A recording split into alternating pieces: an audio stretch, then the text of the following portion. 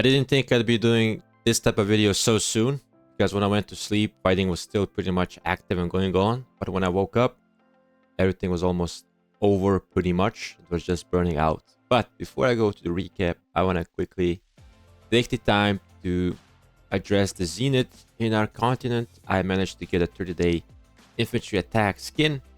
This is my first Zenith skin in years. Also, it was a rental as well, but it was also infantry attack, I believe, or infantry health. But also along the way, I got this really cool avatar frame, and it's basically one of the main reasons why I actually wanted to push top 50. And actually, the lore behind it is because this is a Phoenix.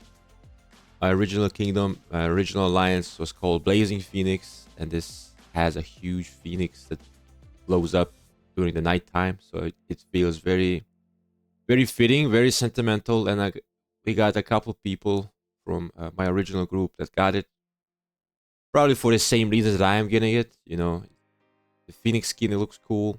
The avatar frame looks cool, and it actually has a cool backstory with our opponents from Water Camp, but I'll get to that in a second. But also, congratulations to KVD for securing the permanent city skin, and congratulations to everyone else who got their Zenith skins except Water Camp. I hope you didn't get any of them, sincerely.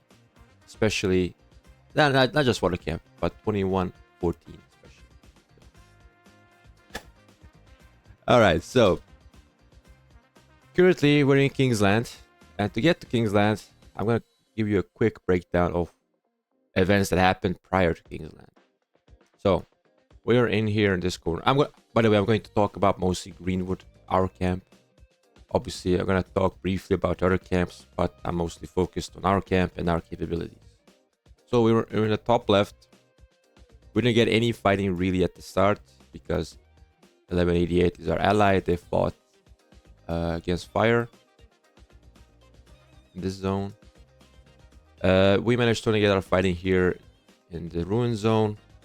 There's only one march against water. We haven't lost single runes. It was very one-sided. I covered this in the stream, but that has been the story for maybe a week, maybe more. Then when we got to the next zone, it was also pretty. I don't think this was contested, but this was the big zone, because you see this fort, and you see this fort, and you see where their pass is. You would think they would be able to overwhelm and not let us build and, you know, just destroy our plans. But that was not the case. We actually managed to hold on. We didn't really lose much. They managed to catch up when 748 came around, so they took the circle. But overall, we managed to get surprisingly good amount of ground, and we got lucky with the random teleports. We were really coordinated compared to our first opening. It was a bit chaotic. I think we all agreed on that.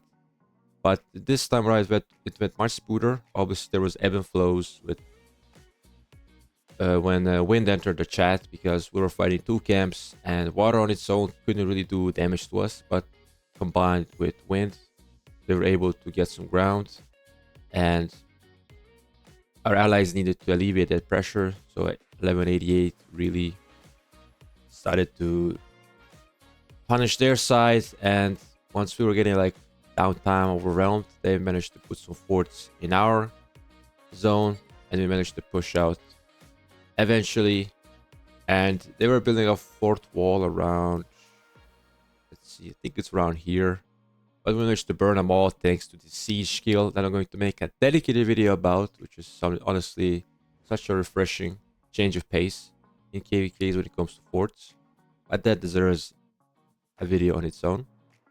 But overall, the day of Kingsland, we were still here. Wind was here. The fort was here on this 9 marker.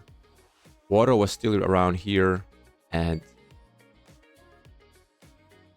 they were trying to really push us off this level 10 pass, because if we got this pass, the opponents would have 2 passes to come out from. This one and this one. And I remember fighting on this side as long as possible. They were trying to rally this pass, because once the pass opened, we didn't really took it because it will take more troops out of our Kingsland zone, and it will give them a target that we need to first capture it. But over time, of course, after like 2 hours, we managed to take it just to secure it. But they still tried to rally with Attila Subotai, and they got the field. I remember fielding here, like on this spot, all the way up to here for hours. I think 1 or 2 hours. I was just refreshing. I was getting really good trades, and I just felt more comfortable fighting water than wind. Wind was really on another level. Really hurt my reports, my speed ups. So in order to last and have better reports, better efficiency, I stuck with fighting water here. And just because, 2114 is here and their leadership kind of pisses me off. And their diplomacy, I'm going to get to diplomacy a bit later too, but trust me, they deserved everything that they got, and I hope it gets worse for them after the KVK. I really don't like the kingdom, if you didn't notice. But once I TP'd out, I started to stream, but I was getting really tired. We were managing to push fire out, and obviously we had our allies here, Earth as well. Earth was in the top right. They were getting kind of locked out, but they managed to get access to Kingsland before water, so it says a lot. And we managed to collectively push them all out. And when I woke up, I believe Fire Camp was the first one to call it in. But as of the time of this recording and the video, there hasn't been official ceasefire, so we're still being very cautious on how to proceed. But I think any hours or any days should be just waiting to get the official deal done and how to deal with the rewards. But yeah, overall, this was a very cool Kingsland. I enjoyed it more than just the standard get the pass, get skillful craftsman. Oh, and by the way, our main alliance actually didn't get skillful craftsman done in time, so we were slow building from this pass all the way up to here. It took 2 hours to get there, and it was funny. We were just slowly building our way to the Zig while fighting here with our allies. 59 fighting Fire Camp, and it was a cool experience. Definitely better than the last KVKs. The fighting started off slow this KVK, and we felt kind of demotivated in that regard because water was just not fighting as much we thought they should and they could, but for some reason they just stayed back and really played backtrack all KVK, doing all these back flags, forts, but in the end it didn't really do much except hurt their storehouse capacity. So. Fun KVK, not over yet. We still got like 12 or something days, but I'm just happy we got the win officially. I didn't really care about winning or losing this KVK, but once I found out we were fighting 2114, I really wanted to win, and I'm glad that happened. Now, the marches that I used are as follows. I used 5 marches. For the most part, I used 4 field marches and 1 siege march. I talked about investing in siege prior to this KVK, and the KVK effects really pushed me to invest more because it was really good. It was really useful, and I decided to go for it, and it rewarded me quite nicely. I'm quite happy with my siege, and the level of investment that I have right now is not going to be anytime sooner. I'm preparing for new infantry, but as you can see, when I'm using a range march, I've been using Zug with Philip. The active skills firing off and combined with the troop skills that I'm going to show off probably in a different video. I got Juan Scipio, which traded quite well actually because I gave him the horn compared to the last KVK. Lucha Alex always did well. Rarely it got bad trades.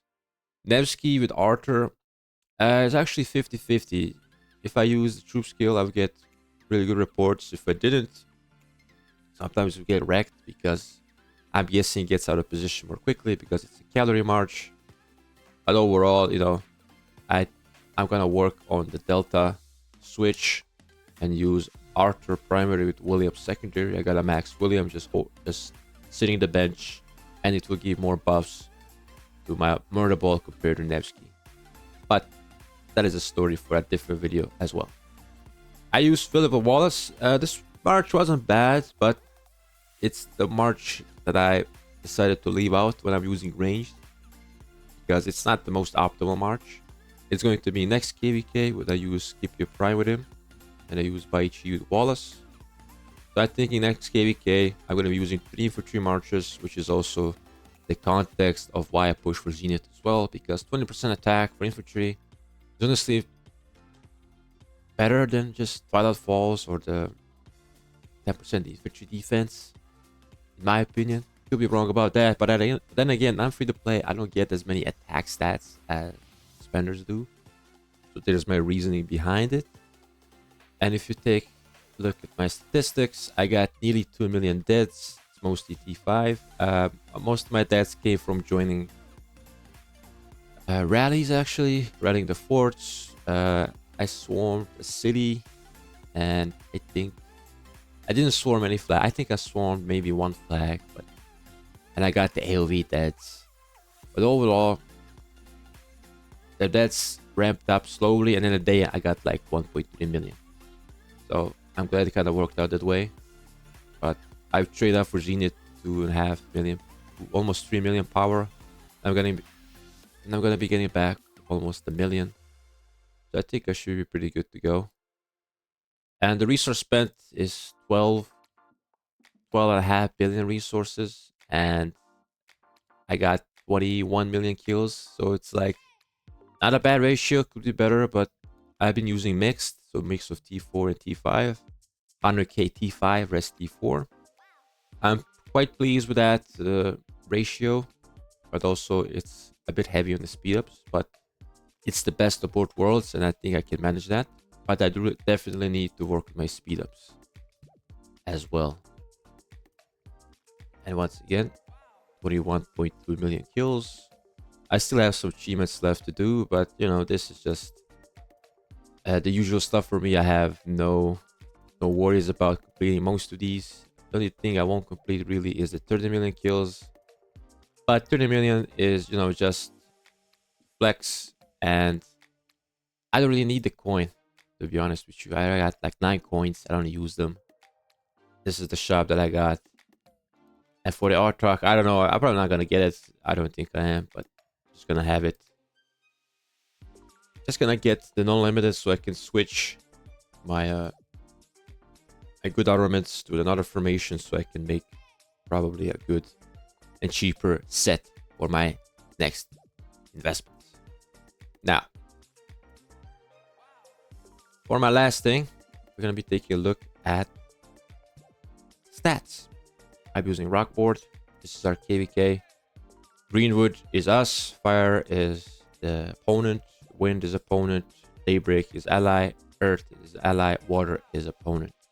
As you can see by the KP ratio, we're comfortably #1, which was surprising because we didn't get fighting at the start compared to other kingdoms. As you can see, the ratio here is pretty good. But you can also see by the deaths, we're not having the most deaths because we didn't really take too many rallies or something like that. Most of our deaths came from farms and came from, I wouldn't say 0 cities. There weren't many. Even though they could rally so many cities, this KVK was kind of weird when it came to teleport spaces. I almost got swarmed. A guy was swarming my city and I was returning back, but I had a big hospital. Like it wasn't full at all. So I managed to survive with a 5-5-1 Constantine and Sargon Max on a wall. So pretty scary, not gonna lie. I switched alliances immediately because my marches were out. I was pretty like a 2-minute away. So by the time I reached back, I could have been like zeroed. But luckily that didn't happen. As you can see also by the heal ratio. But as you can see by the points, we've been leading in this leaderboard, and if logic is applied, we should be getting the star, but I'm not getting ahead of ourselves. We're going to be seeing how the work goes, but Once again, I'm just happy to see Water in last place because during their Diplo talks, they threatened to, not participate in the KVK, and this is how they got rewarded for it. So once again, thank you to everyone in this KVK. I had a blast, and I'm going to be still streaming some cases of, doing some things like PvE and just connecting with you guys. So if you guys want to stick around for that, consider subscribing. I'll link some streams in the end screen, and I'll catch you guys in the next video.